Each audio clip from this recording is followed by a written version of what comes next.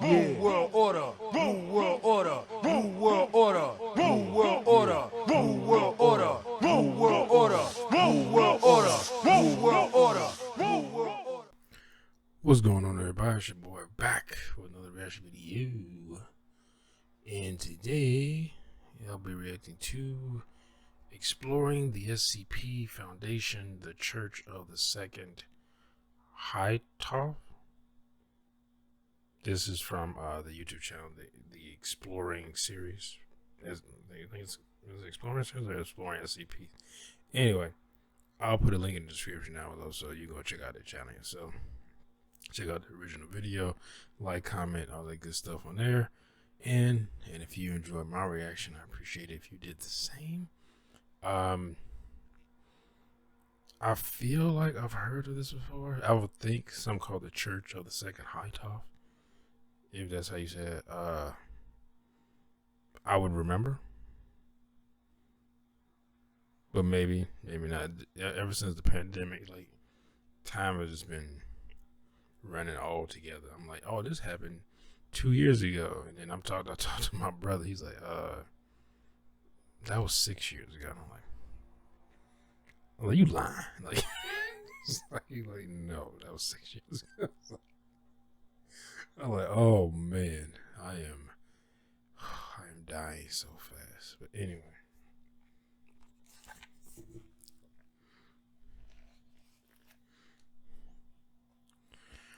Where the oh, there it is. I was like, where's the cursor? I'm looking right at it, but I'm like, where isn't it where I thought it should be? Alright, here we go. The Church of the Second Hytoth. Okay, I did say The majority of Hytoth. organizations in the SCP universe with the goal of protecting our world from harm by anomalies are comprised primarily of humans, such as the Foundation and the Global Occult Coalition. Are these not humans? Sometimes, these groups and other groups use anomalies themselves in pursuit of that goal, but by and large, it's humanity protecting humanity. The Church of the Second Hytoth is a little different, though, comprised primarily of extraterrestrials that care, perhaps not specifically about Earth, but about our universe in general. Oh, that's I've very looked at nice this of group them. before in my video on SCP-1548, the Star, the Hateful, which shows a scenario where members of the Church come to the forefront as Earth is besieged by hostile aliens. This video will go over the Church in a broader sense, looking at their mythology, as well as the different branches that comprise it. First, let's start with the basics. The Church of the Second Hytoth is really just one branch of a much larger religious group known as the Orthothans. The Foundation cares about the Church because that's the branch located on Earth, but Orthothans exist throughout the entire galaxy in different forms. We're the important ones. According to Orthothan mythology, which members themselves apocalypse? acknowledge as an incomplete view of reality, prior to existence there was only the Vory, a chaotic non-existence in which minds and matter would continually form and be destroyed. Eventually, an unknown entity created a shelter from the Vory, the first universe, which Orthothans dub the First Hytoth. This universe existed for billions of years until an unknown extra-universal entity managed to consume it and destroy it. Damn. Nearly all of existence was lost, but a small group of survivors managed to escape this consumption and flee back into the Vory for a time. There they stayed until the entity responsible for creating the first Hytoth made another one, which is our universe. That always made me wonder, like, I know you know the Big Bang and all that stuff. It's like, what existed before the Big Bang? Was it an actual universe like ours? Or was it, we like before then we like the the Big Bang theory is like, oh, it was nothing and then just exploded, kind of like the whole God let there be light, and it's like the universe was kind of born. Like, I wonder, it probably was something, maybe not exactly like the universe we have now existed, but it might have been something, but I always think that, what if it happens again? Like, will we know it's happening, or will it happen so fast that it will just we would almost be like erased from existence. Like we just be here and they're gone. Or will it be like you be able to see out the stars, and it's from a particular point, it's just a circle, like a void of black, and then it starts to, and then you notice it's expanding like more and more. It's getting bigger and bigger. And it's starting to engulf the sky, where it's just getting blacker and blacker and blacker from a particular point. Like, will it be like that? Slow like that? You know, and once it hit us, will just, you know, eradicate us? It would have it be happening so fast that I imagine something that can, like, if the universe exploding. I imagine if it did, like, happen again, that, you know, we wouldn't. It would be like, it would happen so fast we wouldn't even realize it. And realize it's happening. It would just be here 1 second, gone, and it probably wouldn't even be a full second. But I always think about that. I was always kind of scary to me. Like, you see, it makes me think of like a black hole too. Like, if there was a black hole near us, and it was just swallowing everything around it, and it was growing, and you just see like a spot where you're like, oh, there was a star there, and now it's gone. And then, oh, there was a star that was close to it, and now it's gone.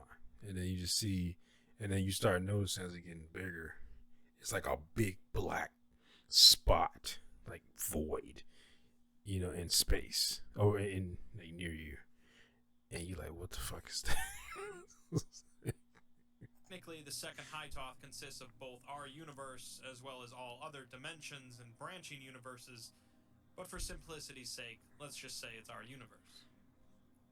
The survivors drilled their way into this universe, and 7 of them decided to band together and swear an oath that they would protect this Hytoth from being destroyed like the first. These 7 entities proceeded to ascend to godhood, becoming the Holy Seven, or the Occult. Why did they ascend What to exactly godhood? the entity was that consumed the first Hytoth is unknown. Is that just a But the Holy choice Seven you could primarily just do? defend our universe from entities dwelling in the Vory, known as the Vory, who continually try to invade our universe to escape from the Vory. The place where they invade is known as the Vory, a gaping wound in the universe where no life can persist. This process would completely destabilize our reality, and thus must be prevented at all costs. Unfortunately, the ascension process was imperfect, and it's said that the Holy Seven continually leak their blood from their godly bodies.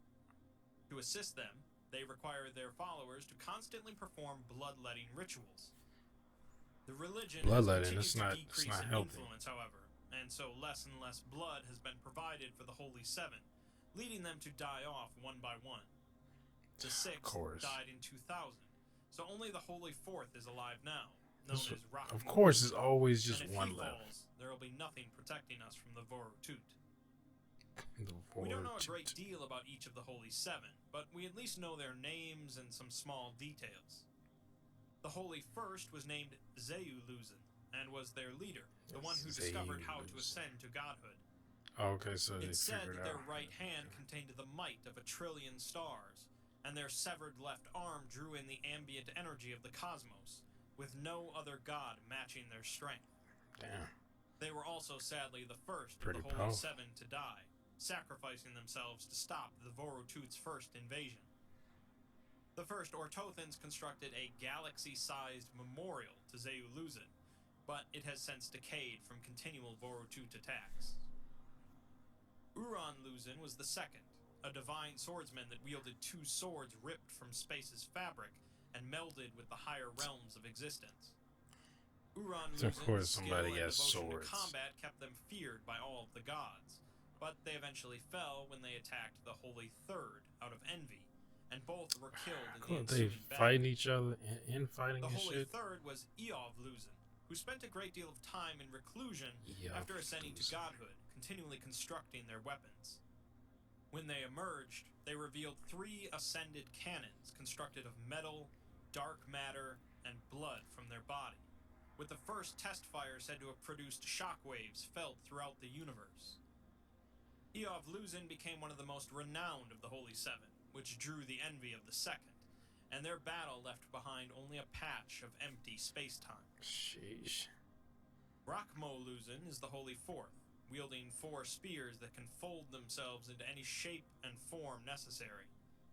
When the Holy First died, they became the new leader, and eventually outlived them all.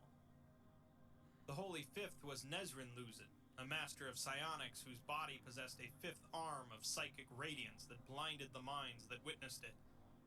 Despite their skill and power, there came a point where information on Nezrin Luzin started to lessen, and Orthothans spread thin across the cosmos started to forget about them. When they finally remembered and tried to provide blood for Nezrin, they found that Nezrin no longer existed. It's the common belief that Nezrin encountered something in the cosmos that made the universe forget about them, leaving them to wither into nothingness. The Holy Sixth was Yorin. They definitely sound like gods, so Holy they Mage, need to be a worshipped practitioner of all to occult practices stay in and esoteric existence. teachings. They hoped to amass a complete knowledge of all the underlying mechanisms of existence, and they wielded 6 magical staffs. Yorin was the last one to die, long after the other 5, in the year 2000. They died during one of the largest Vorutut invasions in history before Rakmo could bring aid, but their legacy of seeking hidden knowledge has had a great impact on all Orthothans. Finally, the Holy Seventh was Mirin Luzin, but the Church quite literally has no information on this one. Information of who they were, what their abilities were, and what they accomplished have completely vanished from every tome and library, as if they never existed at all. The only indicator that Damn, they strike even them existed from the are record. common knowledge and scraps of paper that have been torn or burnt or blotted beyond comprehension. It's likely that Mirin is dead, but even that is unknown, as they are simply lost from time. Man, As you imagine mentioned, seeing some most shit of like the that as an entities that follow astronaut. the Orthothan belief system are Yeah, extraterrestrials, you that with close. a loose coalition of them being located in a I star don't even know cluster what the about fuck is 28,000 happening. light years from Earth. Was that about to go This coalition of supernova? aliens formed in response to the aggressive actions of a civilization known as the 12 Stars, who seem to be determined to wipe out all Orthothan culture in the cluster. The war is mostly focused in the star cluster itself, although there have been reports of attacks by the 12 Stars in other regions of the Milky Way and in the Andromeda galaxy. The Foundation All has this known shit about these happened in the aliens Milky for Way. some Why don't it time happen and have somewhere found else? this star Like cluster to billions be of one light the years most away. active regions in the entire galaxy. Recent happened in our advancements in the galaxy. Foundation in the field of faster-than-light I guess we travel wouldn't has know enabled if it was happening exploration of the somewhere else. cluster, though there are difficulties in doing so, and in communicating with the Coalition. Much of this info is gleaned from SCP-3417, a large extraterrestrial entity located in the star cluster, possessing 4 large flesh structures that transmit X-rays in periodic bursts. These X-rays have been picked up by the Foundation and can be converted into audio signals, whose spectrograms reveal logograms corresponding to what the Foundation refers to as the Orthothan extraterrestrial language. Essentially, this alien is a preacher transmitting across the galaxy. These transmissions largely contain what could be considered as Orthothan scripture, telling of the Holy Seven and their sacrifice, and the need to continue to provide blood for them. The Foundation managed to send a probe over to the cluster equipped with an AI to communicate with it, but the alien ended up converting the AI to Orthothan belief, and the Foundation has since lost contact with it. Later, the Foundation detected a wormhole forming This is a near the religion? alien, from which multiple spacecraft emerged. Yeah, this is The alien proceeded to launch Scientology. a mass of antimatter Real at the ships, Scientology. destroying them and causing the wormhole to vanish. It's believed that these ships were part of the 12 Stars civilization, and the Foundation hopes to launch manned expeditions into the cluster very soon. Not all of the aliens that follow the Orthothan belief system have been thousands of light years from Earth, however. A species of Orthothans attempted to colonize Earth 700 million years ago, possessing highly advanced technology that commonly integrated esoteric practices, as well as each of them possessing powerful Sound like mental some capabilities. Prometheus type shit. Based on SCP-2651 and SCP-4431, they had conical bodies of around 1 meter in height, with 4 or more legs attached at the base, and a number of 3-meter-long tendrils extending from their midsection, each ending in a claw. A mask covered in always a small claw? biological structures was affixed on top of their bodies, and they each had a set of mandibles at the bottom of the cone. As far as the Foundation is aware, the majority of these entities Sounds follow pretty. the Orthothan belief, but there was an interesting minority among them. A small number of them worship the Holy Seven, but aim to manipulate biological matter and worship a flesh deity in order to provide a continuous supply of blood for the Seven. These few were ostracized and destroyed by the majority, as it was thought that they were following the Vory. Religion always The divided. Foundation hypothesizes that whatever was responsible for instigating these ideas among that group has also been responsible for the spread of sarcasm. It's unknown what exactly caused the failure of Earth's colonization and whether or not these aliens are extinct, but the Foundation are continuing their investigations. Of course, not all Orthothans are alien species, as the Church of the Second Hytoth itself is a human group of followers on Earth. We'll get to them in a second, but around 11,000 BCE, there was a civilization of human Orthothans known as the Earthen Orthothan Kingdom. The creation of this civilization seems to have been spurred on by the arrival of an extraterrestrial entity referred to as the Star-Fallen Messenger. This messenger apparently spread the Orthothan belief and aided the civilization, particularly in teaching them various thaumaturgic rituals. Unfortunately, the emergence and spread of the Davite Empire led them into conflict, which eventually resulted in the conquering and destruction of the Orthothan kingdom. Survivors continued to try and rebuild the kingdom over the next several thousand years, but ultimately they were completely wiped out due to an occult war in China that ended with a reality restructuring event that eliminated a great number of ancient civilizations from history. Damn, A this is number of rewriting much shit. smaller groups of Orthothans have persisted into the modern day. Like, we want you to make people Notably, the know that Society of Second Hytoth, don't even know which you formed in exist. Canada in the late 1800s. This group would end up having an encounter with another extraterrestrial messenger and reformed into the Church of the Second Hytoth in the year 1900. The goals of the church are basically the same as all Orthothans: preserve Rockmo-Luzon through bloodletting rituals, spread the Orthothan religion, research aspects of Orthothan history and mythology, and kill any and all Vorutut. Not every Orthothan has to do each of these things, but it's preferable to the church if they do, as the more blood that Rockmo-Luzon receives and the more Vorutut that die, the better off our universe will be, according to them. Of course. Relative to other Orthothan groups, History and is other told by the organizations on victors. Earth, the Church of the Second Hytoth is fairly small, although they are spread across the globe. They operate multiple churches in a number of major cities, the largest being in Canada, where the original group was formed. Most of their churches, however, are tucked away from public sight in pocket dimensions, accessible through ways or portals. As much as the church would like to be a very public-oriented group, they are forced into secrecy due to groups that suppress the anomalies, such as the Foundation. Part of that is due to the thaumaturgical practices of the church's members, but also due to the fact that not everyone in the church is human. A small but prominent number of the group are entities originating from other regions of the Milky Way, either coming here to assist in proselytization or due to fleeing their home systems, likely due to the 12 the stars. refugees, huh? Due to these entities, Intergalactic the Church of the Second refugees. Hytoth possesses more information about phenomena and locations outside of our solar system than practically anyone on Earth, including the Foundation.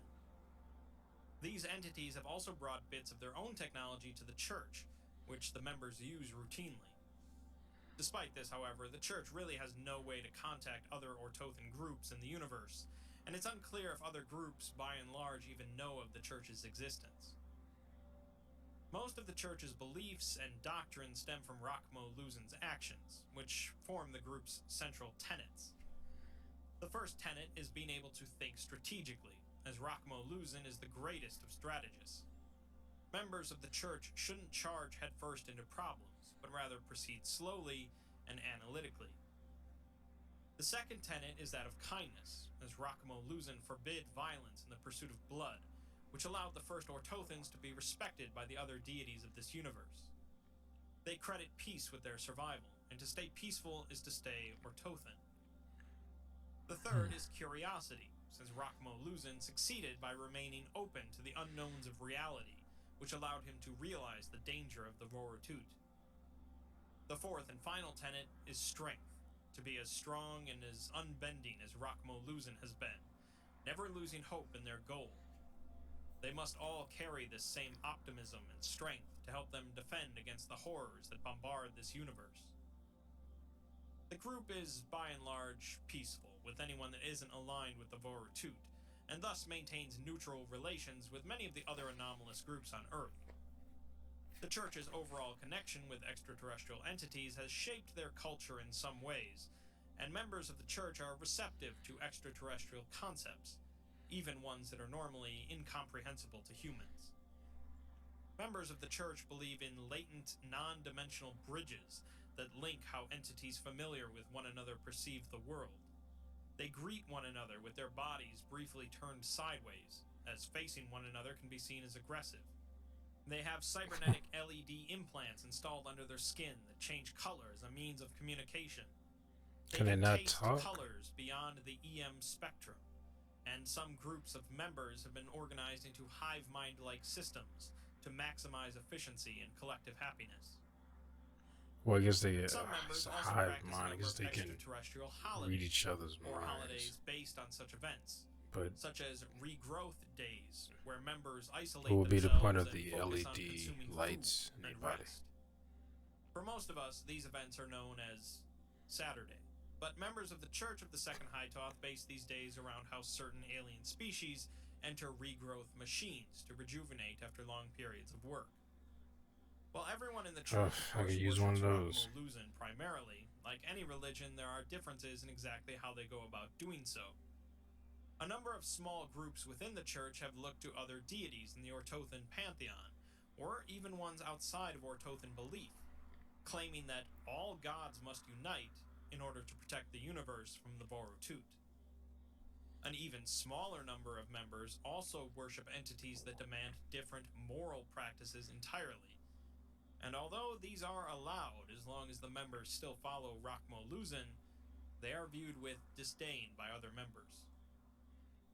Additionally, not all Orthothans on Earth are a part of the Church, as their beliefs vary too much from the Church's. Generally, these small groups are ignored, but if they bring negative attention to the Church and the Orthothan religion, or are in direct conflict with the Church's morals, such as murdering innocents to provide blood for Rakmo Luzin, then the Church will send warriors to intervene. Details on these warriors and what exactly the But Church these in general is capable deities of are need to sparse, survive, though. although most of And their there's only members one are left. proficient in at least one form of occult practice.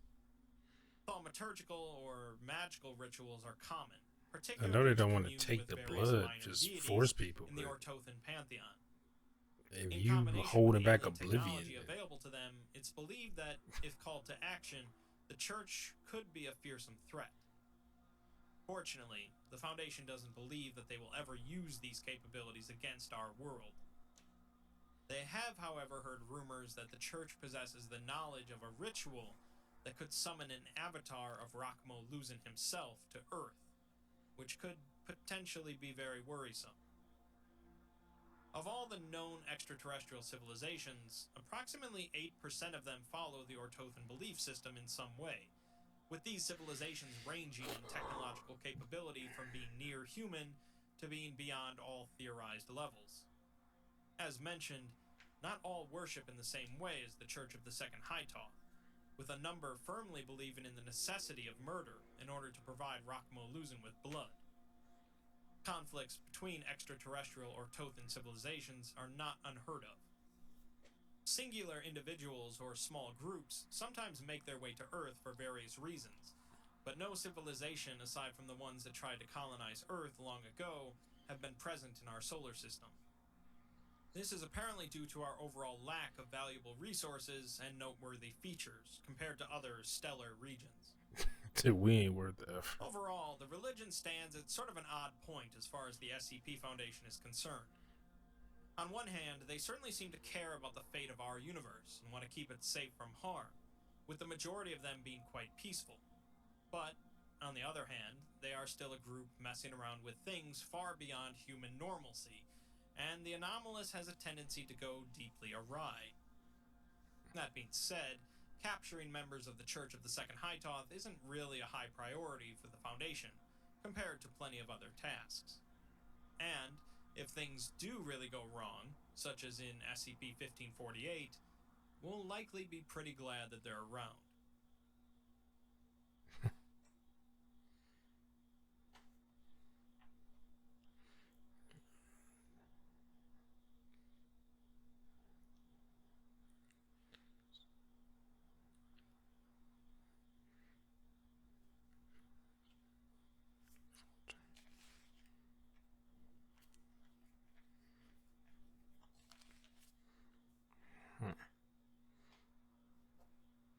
Interesting. So,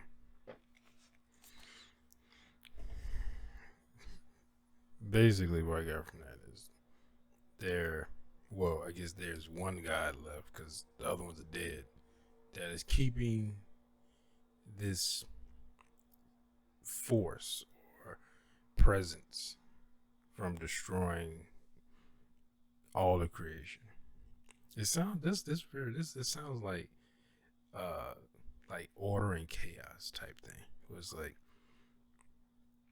this one thing is for destruction, and it's almost like one can't exist without the other. So, but you got one holding the other back, while this one is steadily trying to destroy everything. But it's always only one thing keeping it. Like, I always get this mixed up. I know in Egyptian mythology, I think is it Set that it has to like chase the darkness away every day, otherwise they're like consumed. Where I forget. I haven't read that shit in a while, but it's always like a god in a bunch of mythologies where they have to stop some like force or something from coming over and destroying everything. I mean, you see that with like Norse mythology was like with Ragnarok was the twilight of the gods, where that is going to happen. There's going to be rebirth, and that seems to be what this is. Whereas this thing destroys the universe, which is already done once, and then basically there's another big bang, and there's rebirth, and then this thing comes and destroys it again. But then you got these deities that have come about, made themselves gods, and now have the power to keep it from destroying the universe, if I'm correct. But now there's only one left, which I was like, of course there's only one left. Like, all the other ones have to be dead. There's only one left, and that one like hangs in the balance, and they need blood in order to keep that power. That's like, that reminds me of what was that movie? I won't say Remember the Titans. That's not it. What was it? It had Sam Worthington. So he played Perseus. Was it just Titans? Well, I can't remember. But the whole thing was like, oh, people aren't praying to the gods anymore, and that's how the gods maintain their power, which I thought was weird, because I'm like, you already have the power, and you made humanity. Why do you need humanity's prayers to keep your power? It'd be one thing if it was like, oh, you are more powerful than you were before because of the prayers. But I always thought that was weird. It's like, you created something. Like, you already did the whole fight the the Olympians fighting the Titans, and the Olympians won, and then Zeus created humanity, and now their power is maintained by the prayers of humanity, and then humanity is like, well, fuck you, because of course all gods back in the day of any mythology are like, well, we're gods, you are beneath us. It's almost like a parent-child relationship. Like, apparently I'm the parent, I make the rules, and you do whatever I tell you to do, type thing. You pray to me, and that's it. You do what I say. Yeah, I don't let you get your way. I might not even, and it's not like a regular parent with a child, even like old school. This is a parent who is very absentee, comes around every so often, barely just make sure that you're alive, and then they'll come in and help you, to make sure you're fed, 3 times a day type. That's it. And they don't help you with anything else. And then when you get pissed off, like, oh, you're ungrateful, it's like that. Like, a lot of gods in different mythologies are like that. Like, we're gods, and you are beneath us. You don't, even though, like in that, where the humans are literally giving the gods their power or maintaining their power by praying to them. You would think they'd be a little bit nicer to humans, but it's like, nah, fuck them. I gave them life. They owe me. And then when they start praying to you, because they're like, what's the point of praying? Like, we ain't getting nothing out of it. You keep praying and bad stuff keep happening. And people don't hear that, well, God only gives you as much as you can handle. Like, people get tired of hearing that shit. Especially people in dire situations. Like, I'm tired of hearing that. And that, I know the guys started losing their powers because people started praying to them until the guys started dying.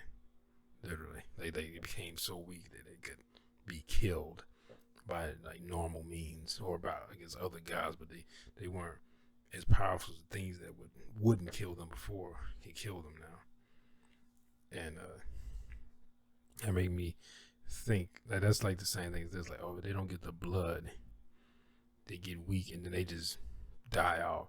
But then, of course, you had infighting with these gods fighting each other and killing each other. And then they're like, well, we don't believe in violence, so we don't force people to give us blood. But I'm like, if you're the only ones that are keeping, I don't forget the name of those creatures, whatever it was that they're keeping at bay. If you're the only one, especially if you're the sole survivor left of all these other gods, then, maybe asking for a little bit of blood is not a bad thing. I think if you, explain the situation, people will probably willingly give you blood. Like, you're the only one keeping these things at bay. Like, and if you die, like, if we know what happened last time, it's not like we don't know what happened last time. The universe ended. So, like, I think, given that deity some blood is a small price to pay. Unless you just like, fuck it. And this is kind of like the cycle life. It's like our Ragnarok, where we die and then the universe is reborn again, and then rinse and repeat. But that was cool though. I like that. Anyway, if you like my reaction, hit that thumbs up button down below. Be sure to subscribe if you're new here. Hit that bell and you're notified when I upload new videos. Comment down below. Share this video. I'll see y'all next time. Peace.